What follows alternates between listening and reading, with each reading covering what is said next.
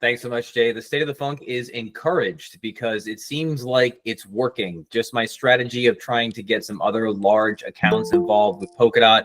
I continue to bring in relevant people in the conversation. For instance, Limo is a great standby quick with the Nova Wallet demo and thread just to show people. So continuing to talk about one of the things that's been very instructive is people that are returning from the previous bull run in 2021, like, hey, I haven't thought about Polkadot in forever. Haven't really used it. They're large accounts, 25,000 plus followers. So just getting to reintroduce them to all of our refurbished UI, UX, and how much everything has changed in the ecosystem in the last 4 years. So it's going great. And I continue to hopefully bring on more new people to Polkadot. And we should try and correlate and track the yappers to like how many people are becoming like opening new wallets, becoming new users on the chain, seeing what we can see if there's a strong correlation there, because I think so far it's been a great marketing spend.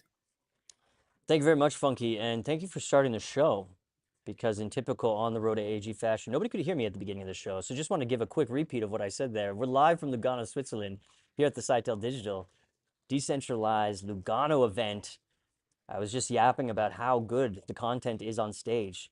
Dozens of people from all walks of life coming together to talk about blockchain, Web3, and a little bit of Polkadot as well. It's actually phenomenal, and definitely look out for the recordings of these talks. I've seen some doozies here. And I also got to interview Ed Hess from Energy Web at last for Space Monkeys. Also, Alan Vey and Stuart Stott from Aventus Galactic, that whole situation, Inter Miami app. That was an amazing interview as well. Space Monkeys will continue to be lit until further notice, as you might have seen. Thank you very much, Funky. We're now going to throw it over to Limo for Ref Gone By. Thank you very much. Okay, there's 6 refs gone by, not too many to go through. The first one is by Bastian from Parity and the Fellowship on the whitelisted caller track, ref 1529. This was approved. This was a rerun of the one that I posted and accidentally messed up. This sets the Snowbridge wrapped USDC and USDT tokens as sufficient assets, sets their ED to 1 cent and sets their metadata. Now people can come from Ethereum with just stable coins. They don't need DOT. Improves that overall experience. Pretty good. Then we've got one by Vitaly on the big spender track, ref 1523. This was rejected, and it was for 618,000 USDT for developing the Polkadot humanoid robot SDK. Then we've got Talisman back on the big spinner track, ref 1513. This was approved, and this ratifies the payout approved by ref 1390 for Talisman's mobile wallet proposal for 598,000 USDT, and they have claimed it. Somebody did check that. And then we've got Integrity on the medium spinner track, ref 1518. This was approved, and this is for 201,000 USDT for Incognity privacy sidechain for the Polkadot Asset Hub. Then we've got PMEI, ref 1517. This was rejected, and it was for 389,000 USDC for Guestless +1. Spencer's been on the show a bunch of times talking about that one. And finally, we've got myself, ref 1530 on the small spinner track. This was approved, and it's for 45,000 USDT for Amfox work on the Spamming initiative. And thanks to everybody who voted on that. Lovely. Thank you very much, Lee. Now, before we a huge, giant hello to Polkadot Gigawell and presumably friend of the show, Kim Jong-un. So we want to welcome Kim Jong-un. Thank you very much for watching the show and being a massive participator in the Polkadot ecosystem. For more on that story, we throw it back to Limo. Yeah, so Cointelegraph published a series of tweets and an article yesterday. So it seems that one of the North Korean agents has been posing as a crypto developer, which is pretty common for them. And one of the things that they apparently are involved in is Asset X, which did come to the Polkadot Treasury on the Ref 824 and requested quite a bit of money to make a DEX on Polkadot Asset Hub. It was named by governance with like 99.6% nay. So yeah, it's pretty interesting. And I posted a thread about this. There's even like an independent organization, Ketman.org, that's posted about this and mentions Polkadot and AssetX. So yeah, stay pretty frosty, but it shows that OpenGov's quite resilient to, I guess, the DPRK, because we did near this scam, which would have been bad if you had that and they got money. How much was the ref for?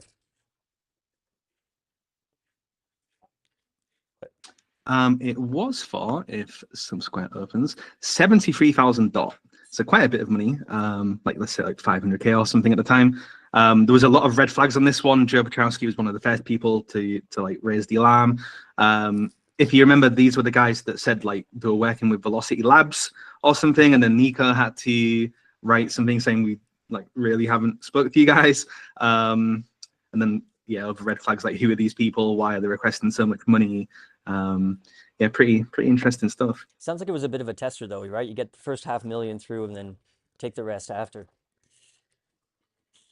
Yeah, it's interesting. It's why reputation matters. If you see some anonymous team coming for a lot of money, always be super skeptical, because it could be North Korea, apparently. Well, so far so good, defending ourselves from adversaries. Thank you very much for the update, Limo. And again, Kim, if you ever want to come on the show, the link to join the panel is always at the top of the description during the live show. I want to ask the people on the panel real quick to check out the agenda, because I see some faces on the panel who may not have scheduled a slot for today's show. We're trying to do a quick show today, so do write in the chat and let me know if you want to say something, but you're not already on the agenda. We're going to start with an update from the Kwok brothers, fresh out of Harvard, or a Harvard hackathon, and another hackathon on the way at Consensus. You guys wanted to give an update on the, is it 100 or 1,000 days of Polkadot or somewhere in between? Sorry about that. Yeah, absolutely.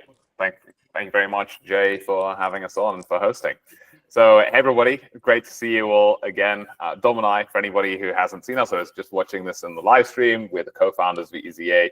We've been working within the Polkadot ecosystem for a couple of years now. I think the first time that we got the invitation from Parity actually to start working together would have been early on in 2022. So it's been quite some time now, and we've really enjoyed working the ecosystem. So this really today is an update on where we're at with our 360 days of Polkadot. As Jay kindly mentioned, we just finished hosting our in-person hackathons at Harvard and in London, and I'll hand over to Dom in a moment to discuss those. But in terms of giving an overview of the 360 days of Polkadot, there's two big components of that. The first bit, which we worked really, really closely together with Radha from Web3 Foundation on, was the updated, refreshed content in the EasyA app. So that is now live, and that features talking about in a lot of detail the Polkadot Hub. And actually, we introduced a couple of really, really cool new features as part of that. So that was engineering to integrate the Polkadot API Tinkerer into the app, an updated IDE, and also deployments right from within the EasyA app onto Polkadot Hub itself. So for anybody who hasn't heard of Polkadot Hub yet, they now know about it in the EasyA app, and developers could actually tinker with their smart contracts and deploy them right onto West End Hub. And that is exactly what we did in order to build up a lot of the excitement in the run-up to these hackathons. So obviously want to say a big thank you to Radha, the Web3 Foundation team, for helping us to really guide us through that content and create it as well. And I'll hand over to Dom to to talk a little bit about the hackathons as well. So all of the content was leading up to this. We released the content before. Everybody was getting super, super excited because the real goal of this was to get developers building on actual Polkadot hub. So that was the focus of these hackathons. But I'll hand over to Dom to talk us through those a little bit. Thanks, Carl, for that introduction and an overview of the challenges. Just a bit of background about the hackathons for everyone who didn't see it online. We had huge excitement for both of our hackathons, which were oversubscribed in London, in Shoreditch, central London, and also at Harvard, which attracted, the best developers in the regions respectively. So they were absolutely packed. We had lines literally out the door, around the block for both. And then we saw some hugely successful results as well at both. So we had 350 developers show up, which was the max that we could fit in both venues. Obviously, we had many more who wanted to come, and they launched some incredible projects on Polkadot. They launched 50 plus projects at each ones. I think, even people actually looking to not only launch at the hackathon, but also ultimately now going on to apply for grants. So that was a really cool thing to see. People obviously getting really enthusiastic about Polkadot. Many people actually come into Polkadot for the first time, as well as people with existing projects. So we had two really cool tracks. One was for newcomers and people also who had existing projects who had been building already. And our judges from the Web3 Foundation, Rada, Nico, etc., were very impressed by all of the results that we had. And ultimately, like I was alluding to earlier, we're now actually getting them to build longer term. So obviously we have our micro grants that we're managing together with other ecosystem participants called the Fast Grants, made up of people from all over the ecosystem, really top teams as well. And we're working to get those people building longer term now.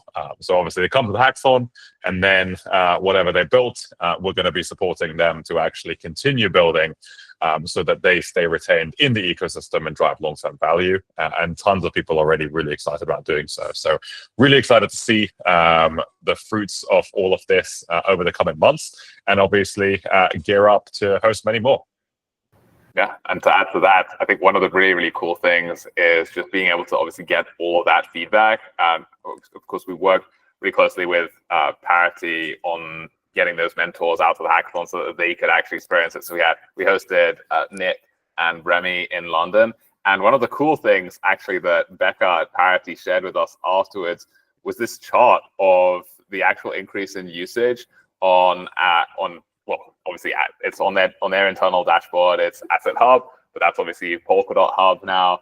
And it was just, absolutely going vertical with everybody building on it. So we're now working in terms of next steps on getting all of these developers who are really just on testnet at the moment over to actually deploying onto mainnet when this does go live later this year. Obviously, that depends on a couple of different technical milestones that Parity is still working on right now. But this is the whole goal of the 360 days of Polkadot right now. It's really to get those developers building.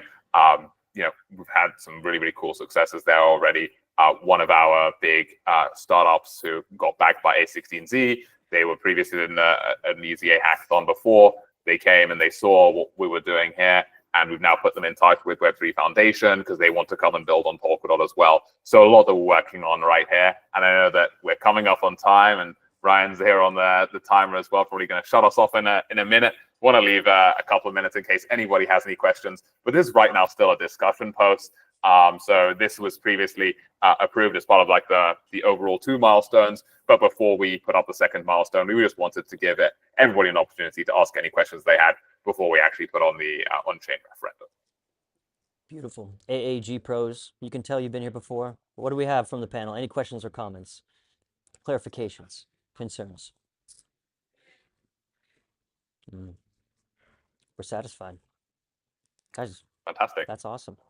Thanks for coming on. Nice to see Thanks for having us.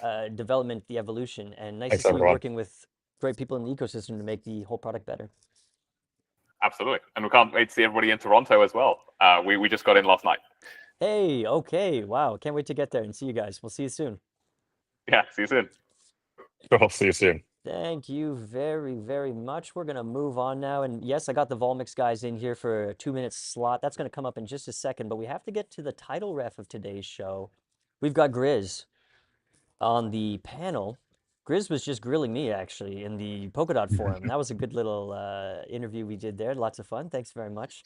But here, you're in the hot seat. 6 months extension for the... Oh, wait. Hold it. 1 year.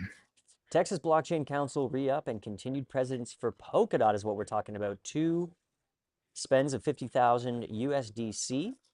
And you put this up very recently, just a day ago. Not really a lot of votes to talk about. Under 500K DOT in play right now. We're going to start the timer and hand it over to you, sir. Welcome. Thanks for having me, Jay. And again, thanks for coming on the Discord and doing the AMA. So yeah, I just wanted to kind of talk to the community, about why I feel that this proposal is important, kind of the work that the previous proposal did, and why they should vote for me and this proposal, because it's not just for me, it's for the Texas Blockchain Association. Overall, Polkadot has an incredible tech stack and vision, but there's been when it comes to real world adoption and influencing environments where, policy is being made, I feel like we've kind of lagged behind.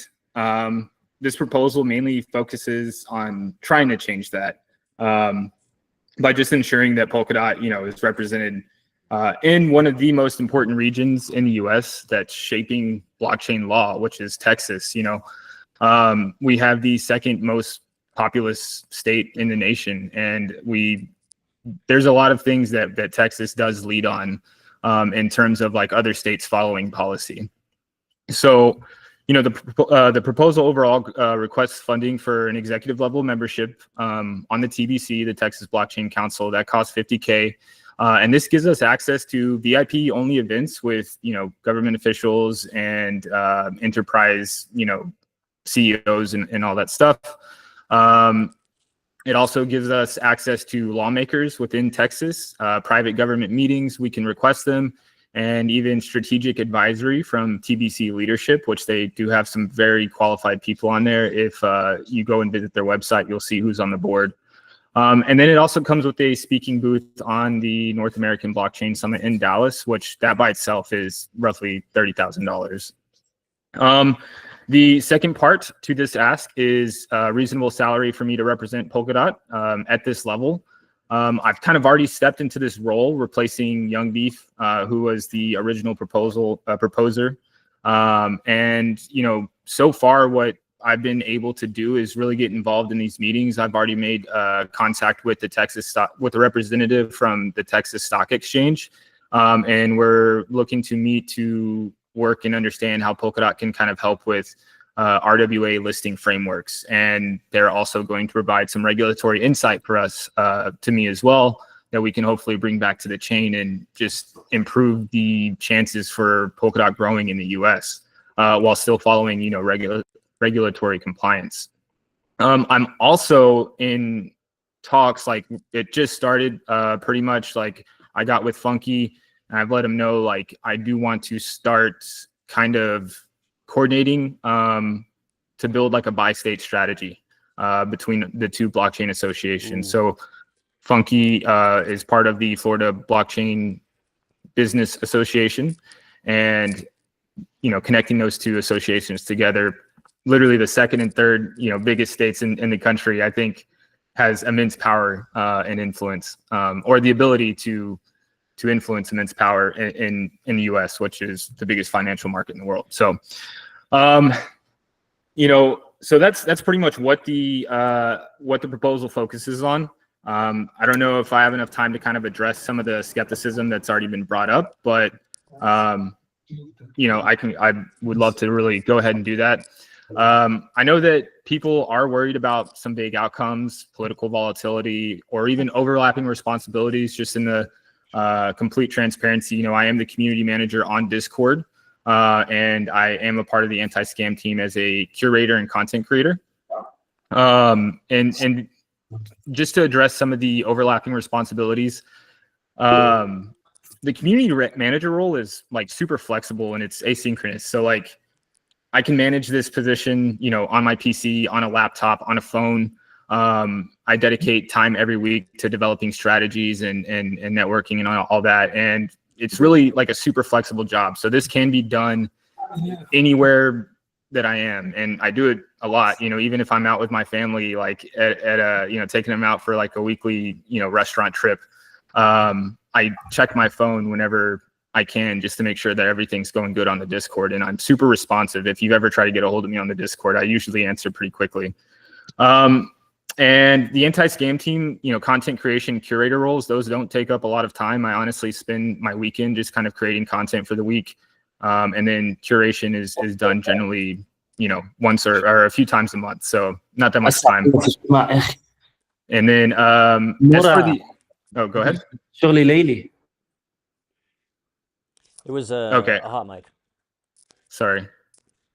As for the advocacy role in itself, this is going to be pretty event driven, and it's not always going to be on. Generally a lot of these meetings are going to be online, where we can discuss things, and these meetings can range from 1 to 3 hours, from my experience, and it still allows me to do community management, on whether it be in the morning, afternoon, or night. So in my opinion, these roles really do complement each other. Insights from the community really do help with advocacy and vice versa. So I think these are really like super powerful things to kind of combine. Anyways, so those are some of the, skepticisms that I've received for this, and I just want to kind of explain that. As for the KPIs, I know some people were asking about this, and I will be updating this in the proposal. But I do plan on doing about 6 targeted meetings per quarter, whether that be with policymakers, regulators, or even enterprise level, like people. I would like to get somewhere in the vicinity of 2 to 3 touch points per quarter for our parachain teams, because I think this is going to be super important to help grow the network. Obviously, at least 2 speaking presence per quarter, with one of those being towards the end of the year, talking at the North American Blockchain Summit, and then 1 policy recap per quarter. And there's some more, but you will be able to see those on the proposal itself. Anyways, so the ultimate vision of this is just really a chance for Polkadot to stop playing catch up. Other chains, Solana, Polygon, and Cardano, they've all maintained, have grown into a global presence, and they've taken risks in regions that maybe some people consider volatile, and it's honestly paid off huge for them. So we're really talking about Texas. This is the 9th largest economy in the world, and Florida. These are huge economies, and both are passing bills right now that, in my opinion, will define blockchain in the U.S. So I think if we want Polkadot to be a serious player in government, enterprise, or even real world infrastructure, we really need to show up. And this proposal is, a first step in that direction. I think Funky's was a first step in that direction. Mine will be a second step in that direction. So I'm super hopeful. So if anyone has any questions, suggestions, or wants to get involved, I'm super open about it. And I'm all in on Polkadot. So Funky, it looks like you have 2 seconds. Yeah, I realize I have very few seconds. It's James Slutzler. It's not me. So I was just happy to go along, but it was James who actually initiated that. And I just want to say I put up the first I on your ref. I wish I had more time to share more thoughts, but maybe that I'll save that for next week, because I do want to be mindful of the clock. Shut Thanks. the funk up. No, thank you very much, Funky. Hey, real quick, want to share a vote of confidence for Grizz as well. I think you're a great ambassador and representative of Polkadot, and I hope this works out well, and hopefully we get to talk about it more on another show. Grizz, thank you very much for coming on. thank you for having me. All right, we're going to restart the timer here, because we have, and it has to, you guys said 2 minutes. It does have to be quick, because then we got to move right on to the Poke folks, because they have a meeting right after. But let's throw it to Cole. Welcome back. Thank you for coming back. You've resubmitted your Volmex proposal. What do you want to tell us? Okay. Hey, everybody. Great to be here. I'm just going to share my screen and Sure. show something while I talk. 4 to 25,000 USDC, awaiting decision deposit. Cool. So, hey, this is Cole from Volmex team. My colleague Alex is also here. Great to be here again. Yeah. So we've incorporated all the feedback from the first proposal and have resubmitted.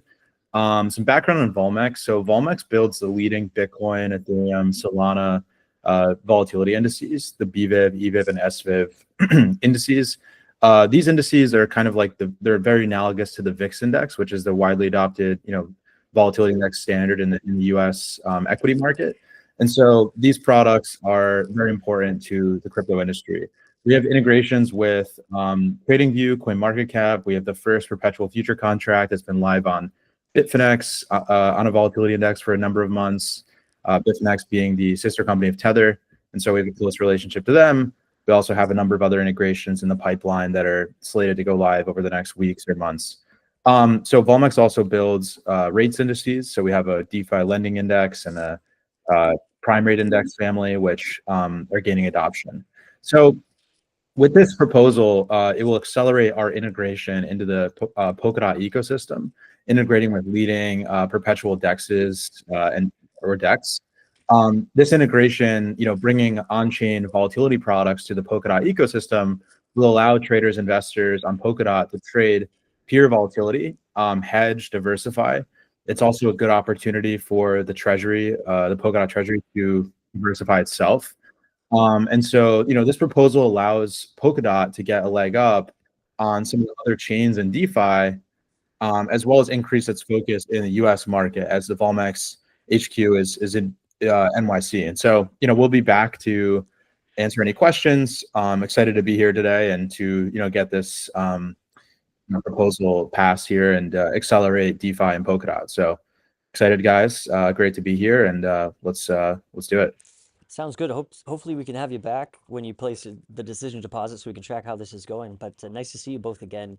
And thanks for your commitment to Polkadot. It's always great to have a project come back, refined, learning from previous proposals. And yeah, hopefully we get a good result. Thanks, Jay. Thank you, Thanks, guys. everyone. Thanks, guys. All right, moving this show right along, we have, hold on, can't see you guys. Oh, do you guys mind stop sharing your screen there? Thank you very much. I think we have a hotel room full of the Poke people. Hey, what's up? Oh, you know what? Let me see if I can expand the let me see if I can expand your thing here. Yep, there you go. Why don't you guys introduce yourself real quick? And I want to say, yes, the 6-month extension for the Polka Berlin team. Breaking news, Polka World has flipped I, giving this proposal a sweet 50-50 turn, 50-50 tally, about halfway through the decision period too. Why don't you guys, introduce yourselves, tell us what happened with Polka World, how did we change, and how are we going to go forward with this proposal with the 2 weeks remaining? Yeah. Shall I just start? Yes. Cool. Okay. So I'm Ingo. Probably a lot of people know me. I founded Kilt. I've been working with Poker for a year now, and that's basically me. Yeah. Hi, I'm Matthias. I was also with Kilt since the beginning, also working for Poker, and now planning the extension for 6 months. Yes, and my name is Elisa. Just the same thing. Worked with Kilt and now also with Poker. Yes. Events Bounty. And I'm also part of the Events Bounty. Sorry, I forgot about that. We're actually here at Lugano, which was also founded partially by the Events Bounty. So this is what I also represent in the ecosystem. Remember. Okay, then maybe I just start a little bit explaining the history of poker and the history of the whole idea. So Matthias and I, at least, Elisa came like a year later or so, are in Polkadot since 2018. And at that time, Polkadot was still in the making, and it was thinking about parachains and who could be the customers for parachains. And the first idea was actually, that's probably something that goes for government in a big industry. And there were people like Jutta, you might remember, and Dieter Fischbein, who actually worked on getting those connections and making those. And then Jutta left and Dieter Fischbein left. And unfortunately, this was never picked up again. And my belief or our belief is that this is an important leg. It's not the only leg that Polkadot has to stand on, but this is one leg which we should not neglect. And when the DF program came up, we just wrote a quick proposal and said, can we revive that maybe? Can we go and try to see what if Polkadot resonates with government and big industry? And the approach that we have there is not, and this was funded then for a year, and this year is running out. And the experiment, we think, was extremely successful.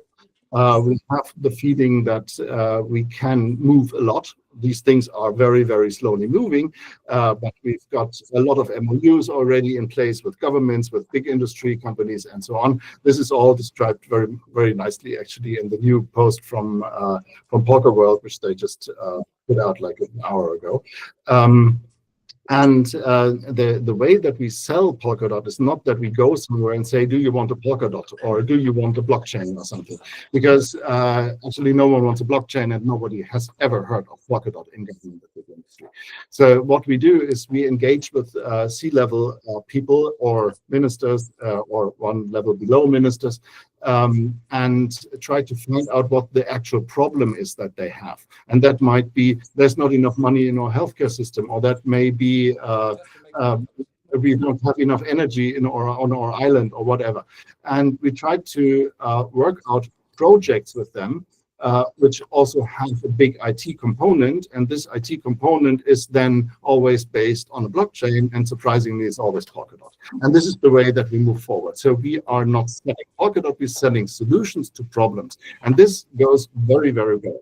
And nobody is afraid of Polkadot, and nobody is afraid of blockchain. That is the good news. So we have had probably, I don't know how many leads we worked on in this year, probably around 40, 50 or something. I would say 45. Yeah. And we have a solid pipeline of projects which we believe that could materialize in the next 6 months of age. Yes, Right? yes, Of age. And what we want to do with this proposal is that we actually want to follow on those things, because they are taking a lot of time. And the problem is that we cannot really share details, because we are in MOU stages with a lot of them. We were able to share. We are able to share them, but only under NDA. And you talked about Polka World. What Polka World did is first of all play, and then we asked them to please sign an NDA with us. And then on Monday we had a call with them, and we were able to show what we have actually done, how the project layouts actually look like, how an actually signed NDA or MOU with the government looks like, and stuff like that. So we were able to show this, and this brings a little more probably in confidence that these things are actually working out. We believe that this is a very, very important piece for Polkadot because only the announcements of these projects are going to have a big, well, most probably have a big impact on the price. And this is the best promotion also that we can ever get. If a country says we are going to put our whole healthcare system in the future on Polkadot, then other countries will come and will be interested. So these things are really, really important for Polkadot. But the 1 year that was funded by the Web3 Foundation is definitely not enough for that. We knew that before. So even in the proposal that we posted to the DF, we mentioned that we are going to go on to the governance, to the Treasury, and ask for an extension after that. And this is exactly what's happening now. Our DF funding is running out at the end of the month, so we need funds to continue the work. Yes, you said basically everything. Maybe what something to add is. It runs out by the end of May, but we are very far in these projects already. That's why we are confident that most of the projects, or minimum 50% of these 8 projects, will be implemented or at a stage that we can make a big announcement, and the implementation is underway by the end of the year. So also it would be very sad to drop, or not to drop, but like to end these projects now, because there's lots of potential that these will be finalized or implemented operational by the end of the year. So very confident in that. So we hope, obviously, that we get the chance to work on these things further, to actually bring the benefit to Polkadot, if it's an implementation, if it's an press release, because to be honest, all of these projects are super big, and I think there's only 1 or 2 projects that we've done so far in the Polkadot ecosystem. So it would be very, very nice to continue working on these, because it's also lots of fun to see that everyone wants to work with Polkadot in enterprise and government. Awesome. We're going to give 30 seconds or less to Mario. Let's say less. 25 seconds left, I guess. So first of, yeah, I'm going to be quick. Jay, first of all, quick is not the word that is happening in government. So I'm struggling with the same thing. If you will, if you're in a negotiation with a government, that takes time. The problem also, when you talk with government, they're not considering Polkadot at all. They all look at one other solution, which is Hyperledger. So if you can convince other people to look at Polkadot, great. So I support that greatly, because that's already an achievement, right? Also, when you have some time and you can... Mario, we're at time. Yeah, I was talking about the NDA. If you could do that for other DAOs, that would be great. Yes. We're happy to do that for other DAOs, for basically every DAO, also not only for DAOs, but also for individuals. We're totally happy to do that. We have 12 more days to go.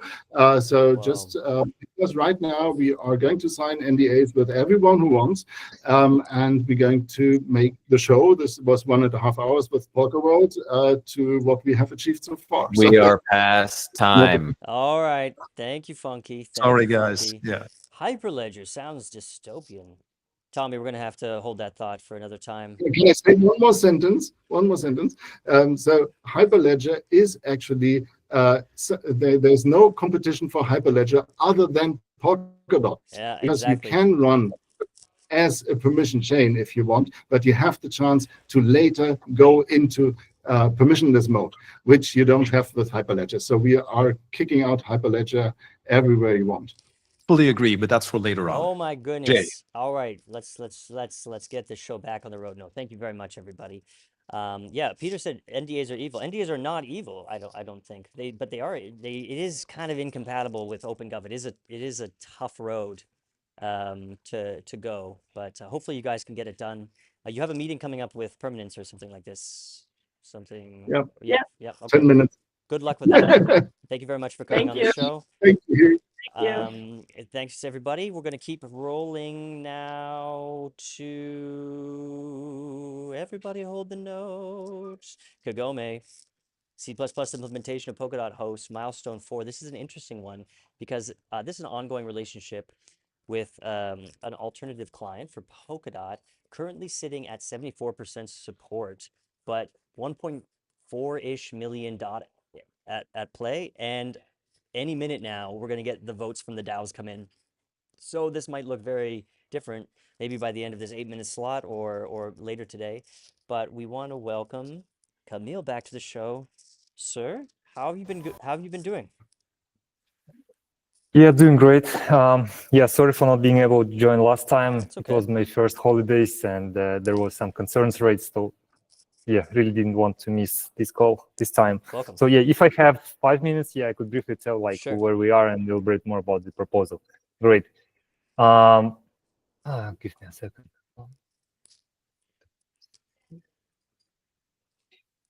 If I can share the screen. Yep, hopefully you can see it now. Okay, that's the proposal. Yeah, I think that's our 4th proposal already, and in the beginning, we were funded through Web3 Foundation grants, and then there were 3 proposals approved, one from Kusama, and 2 from Polkadot, and that's 4th proposal. And thanks for all this funding that we received in the past. I believe we already achieved pretty amazing results. So thanks for all this money that we got. So we were able to implement all the features in Kagome that were needed to become fully compatible with the Polkadot protocol, and actually launched not only on Western, which is testnet, but not only on Kusama, but recently we were able to launch on Polkadot, which is the mainnet. And for those who don't understand what does it even mean, so that means that Polkadot today has 2 live client implementations in Polkadot network, implemented by 2 diverse teams. One is Parity and one is Quadrivium, which I represent. And that means we already kind of diversified the expertise of the Polkadot protocol among 2 different teams. So if something happens with Polkadot SDK or with Parity team, yeah, we have another team to back up. And okay, so what does it even mean? Okay, we're having multiple client implementations, why it even matters? You might say, okay, we were pretty good with having just a single client implementation, which is Polkadot SDK. That's a wrong assumption. So in the past, there were many events, like, for example, Polkadot dispute storm happened, where because of the bug in Polkadot SDKs, the performance of parachains slowed down a lot. Or right now, the community and validators and Parity team is struggling with that issue, where parachains is having very slow and inconsistent block times, and some even struggling and saying that, okay, their rewards dropped because of that issue, as their rewards as Polkadot validator. And how Kagome is behaving in all of that environment. So Kagome is actually pretty good. So if you go to TurboFlex, you will see that we have A grade. That means we basically our validator, which is run not by Polkadot SDK, but with Kagome, actually performs pretty well. So it does what is expected to do from validators. If you go, and what does it mean? So that means we actually, the rewards that are produced by our validators, they are very consistent and very good. So if you don't trust TurboFlex, you can always, you can just go and check your Nova wallet and check the APY of validators in Polkadot network. Right now, you will see that the Kagome validator is in second by APY. So yeah, there were questions already, I think, last time, who is even using Kagome today? Well, maybe you are using it today because you, without even knowing, Nova already kind of auto-selected your nomination to be made to Kagome validator because we have a pretty good APY. And that's not just coincidence, it just happened today. It's actually on April 22nd, which is the tweet that I made this time. So yeah, we were #1 by APY. So that's, I hope that already says something about how Kagome is performing today, how consistent it is, and whether, well, people can actually use it. So people can use it. For now, it's just us. But if we go, because there was, yeah, again, going back to concern, like who is even using that today? That's so in West End, there are 3 out of 19 validators that are run by Kagome today. In Kusama, there are 2 validators run by our team, and at least 2 other teams, they're also running in using Kagome. Web3 Foundation is very supportive, and the latest announcement about decentralized nodes program actually mentioned Kagome as well, a new client that is launched on Polkadot, and they will help us to kind of attract more people actually using Kagome. And I hope actually that having pretty good APY and consistent work of our validator will be attractive for others to join and actually run Kagome. And one of the goals of decentralized nodes program is decentralize as much as possible. And one of the aspects is actually having diverse implementations. So, and considering that now we have Kagome first release ready, and now we have the security audit published, which was also funded through the Treasury. So now I hope validators will now have confidence actually using Kagome. But of course, I think the elephant in the room that people kind of asking and thinking about, okay, what's the future? Like we have Gem, why we even need Kagome right now, right? And what is the long-term plans? And to answer that, yeah, we kind of have to define what it means long-term and what is our expectation. That's a huge question, like when the Gem is going to be launched. I do not expect Gem to be launched on Kusama maybe within a year or even 2. And people, others are saying that maybe even 2 or 3 days, and that's not just some random people, but actually Gem developers who were in Gem experience event in Lisbon that just happened recently. And the reason for that is that it's very hard to actually migrate to Gem. First, precondition is to release a gray paper 1.0 version, which will happen Q3 2025. Only after that, maybe the first test networks will happen. But even after that, we have to migrate the existing parachains from Polkadot to Gem. And for that to implement, we have to develop Polkadot parachain service on Gem. And guess what? To actually implement that, we actually might need the existing client implementations that we have for relay chain clients. So that's and moreover, a lot of code that we actually have right now in Kagome will be reused for the Gem client, because both Polkadot and Gem, they implement ELS protocol for the validation of services or parachains. So yeah, I hope I was able to kind of address maybe some concerns that you have, but if you have more questions, we'll happy to elaborate more. Thanks. Thank you very much. I think you covered some key points there, some key FUD points. One being, is Kagome even being used? And you mentioned that we might be using it without even knowing. And then the other point is, why do we keep funding this implementation when Jam is on the horizon? I think those are two very important points to cover. We have 1 minute and 15 seconds remaining, and somebody on this panel is going to ask an amazing question or leave an amazing comment for you. I knew it, Tommy. Hey, how is Kagome currently holding up in this situation that is currently happening on Polkadot? Could it contribute in some way, or? We're not. Well, it's hard to answer without knowing the root cause of the bug.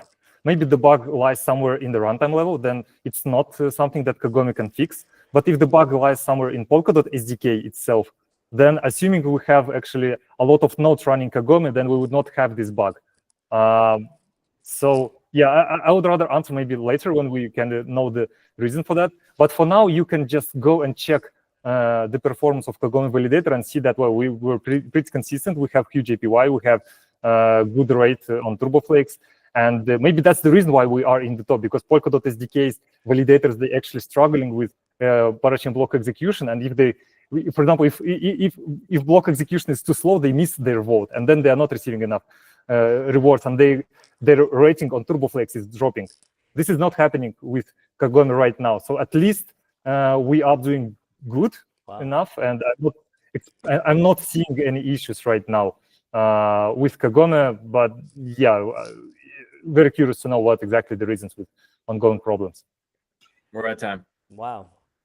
Wow, what an interesting time to be applying for funds. Perhaps Camille, you slowed down the other client. Is this true? Oh yeah, that was intentional. Yeah. But if we were able to do that, that already reviews some maybe design flaws in Polkadot, so that's already good. So we reviewed some problems. Exactly, indeed. Okay, man, nice to have you here. Thanks very much, and thanks for the. I mean, it's important work, even during this transition to Jam. Obviously, it's a huge focus of the future of the network. So thanks for doing it all this time. Thanks for having me. All right. Now, before we move on to Lucy, who is, I hear, going to set the record straight, I want to hear if there's anybody else in the panel who wanted to do a presentation today and didn't get a chance. Tommy? Short summary on where the open source grants bounty thing. Open source grants bounty. Oh, is this a bounty on it? I'm a curator on the open source grants bounty. Oh. And like at some point we want to do like just present what's currently going on. You know what? I think we throw it to Lucy first, and then we'll get into that. That's an interesting topic. Lucy, welcome to the show. It's been quite a wild ride since we spoke about that vague forum post by Christoph on Monday. Yeah. And got a chance to speak with you here at the conference. I know you've been busy trying to set everything right. I want to give you 8 minutes on the clock now to set the record straight. Thank you. Yeah. So firstly, it's nowhere near as dramatic as people have made it out to be. And sometimes I think that when things are just nice and moving along, people need something just to stir up, just to give them a bit of a laugh. This is true. Yeah, unfortunately, it's not very funny because it messes with me, the incredible team I've worked with. Yeah. And I already had planned a live AMA space on Tuesday, which was planned to go through the report, which unfortunately to say, I don't think anyone has read. A forum post that was only viewed by 55 people has unfortunately derailed. So the less trust, less just more truth thing isn't really working out well there for anybody. So I did the AMA and I explained in a little bit more detail what had been going on behind the scenes in the last 3 months. Something that I hadn't spoken openly about because in my view, the fellowship has an incredibly strong basis. It's an incredibly strong manifesto. The entire community, including Gavin and the technical fellowship, agreed. And it's not something that I'm going to give up for all of us that easily. So it's a very small nucleus. It's a little baby and it's very young and it needs to be protected. So I could have gone down the route where I shouted from the rooftops, you know, John Diego and I started working together. One of us was removed. One of us wasn't. That was me. All of this stuff happened, effing and blinding and throwing everyone under the bus. Or I could say, look, I'm now leading this and this is what we're going to do and this is what we're going to deliver. And I chose that route because I am an adult, I'm a hard worker, and I adore all of these people here and all of the ambassadors and everybody that could be an ambassador, and I stand very strongly with what we're doing. So that is why I didn't dive into the dirt. It put the board in a very difficult position because the board had made that decision, which was an unprecedented decision. But I think everything we do here is unprecedented to essentially remove, terminate somebody who is kind of not even part of a company. It's a very bizarre kind of situation. So they then obviously had to release. Were always going to step down. It was always a phase 1 thing, and they were always going to return the money. The problem is that the way that it was worded suddenly sent shockwaves that they were shuttering the fellowship. So firstly, people need to understand that the board do not have the power to shut the fellowship. Secondly, that was never ever their intention. And I've spoken to Christoph, and I've spoken to Joe, and I've spoken to many people here at Lugano. And Christoph was and he knows I'm on here talking today. He will be following up with another forum post. That was never the intention. They felt that they needed to explain that there were political issues and rifts and bumps in the road because they had never spoken to the fact that there was one program director left rather than we started with 2. They had never explained why we delivered on the 3rd of May and not the 31st of March. And they were, understandably both concerned how the community would react to those things, and also they were exhausted. I've had them saying, they wish they'd fought more for me, because essentially what they did is they removed one person, put me in charge, and asked me to deliver. But they didn't give me any resources or any time, so no money, no advice, none of that. And because they were exhausted, and I'm not defending them here, but equally these are really important people who didn't expect to be in this position. So that's the situation we are in. Please read the report. Please listen to the AMA where I explain a little bit what we've done. But we have 12 PIF projects, which I have supported, and I have worked extensively with Josiah on doing these fantastic storyboards and collating all of the financial reports, all of the physical reports. Like, you want to see reporting done, check out the website that you can tell I built it because it's not that good, but I built my own bare hands to report everything that the PIFs have done and that the Opcom has done. But I need you to understand as well, like, we are one big team, so kind of there's been like 20 of us working our asses off to do this. There's been a huge amount from the number of partnerships that we have, which are demonstrated in the PBA program that was supposed to start on Monday. Unfortunately, the Twitter post gave them cold feet, but I'm in pocket. But they're going to do a kind of free beta testing for us, which is great. We have Pierre coming on our new show. The Ambassador Fellowship meets next week. We'll have Bill the week after. We have the Technical Fellowship. The palette is very much on the way. I wrote the technical definition. That was never going to be something I was going to do for various reasons. It was not on my plate, but I've done it. And please say I have the thumbs up from Joe. And I was then quoted 150K to build it. But then Joe's told me actually it'll take a couple of days and I can employ someone from PBA to do it. So I expect that to be done much sooner. And then there's the 10,000 pop-ups that are starting. There's the ambassador platform. There's the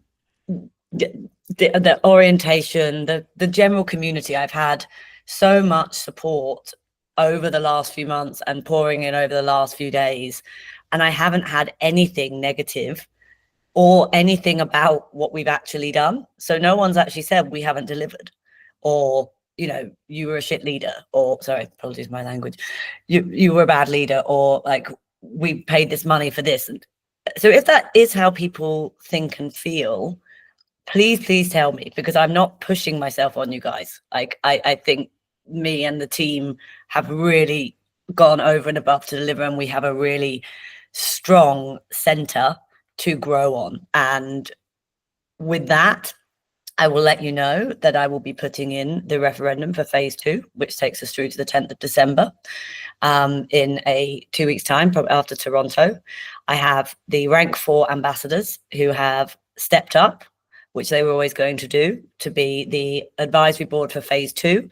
So we have Ingo, we have Aaron Goolsby, the COO of Mythical, we have Casper, and we have Joe Petrowski, and then Nick Dunford and Charu are trying to make some time in their schedule. They are obviously slightly nervous that this might take more time up, like it happened with the last board, but I have assured them that won't happen. And what will happen with this, phase 1 was always going to be hard because we didn't know what was going to come, how it was going to work.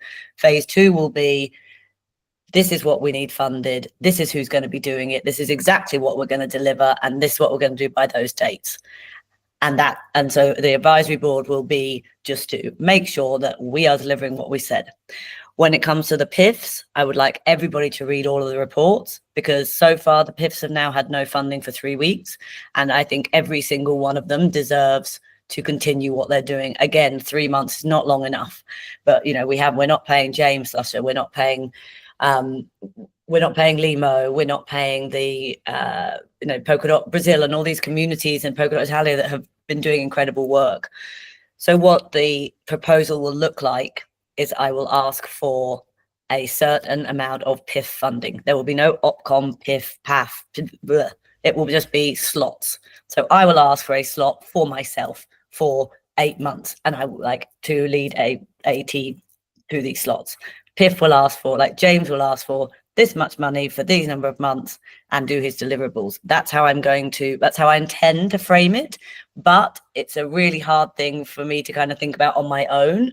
So I would really appreciate any advice, thoughts, input on how best to structure this, because and I'm going to leave it there. Yep. Because I've done quite a lot of this on my own from a brain perspective, and I need there's many better brains out there than me, and definitely many more diverse brains and thoughts. So please throw everything my way.